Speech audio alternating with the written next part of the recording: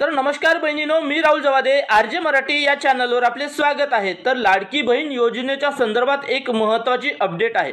तर आता लाडकी बहीण योजनेच्या महिलांना आता ई-केवायसी करावी लागणार आहे। तर यासाठी लाडकी बहीण योजनेच्या पोर्टलवर एक ऑप्शन देण्यात आलेला आहे।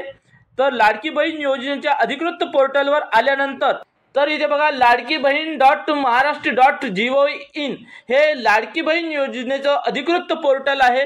आणि इथे आल्यानंतर आता इथे 3 लाईनच्या खाली असं ऑप्शन देण्यात आलेलं आहे आणि यामध्ये मुख्यमंत्री माझी लाडकी बहीण योजनेचे लाभार्थी ई-केवायसी प्रक्रिया पूर्ण करण्यासाठी येथे क्लिक करू शकतात असं ऑप्शन देण्यात आलेलं आहे। तर आता इथे क्लिक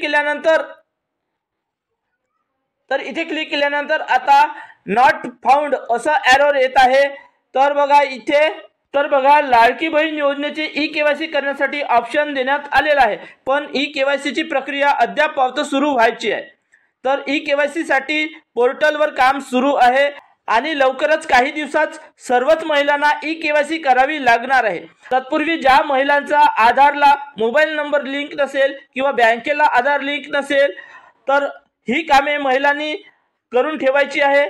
आणि ई-केवायसी प्रक्रिया सुरू झाल्यानंतर आपल्या चॅनलवर व्हिडिओ येणारच आहे, त्यासाठी आपल्या चॅनलला सुद्धा सबस्क्राइब करून ठेवायचे आहे। आणि व्हिडिओ आवडला असेल तर एक लाईक सुद्धा करायचे आहे। तर मी राहुल जवादे पुन्हा भेटू अशाच नवीन व्हिडिओमध्ये। तोपर्यंत गुड बाय, जय हिंद, जय महाराष्ट्र।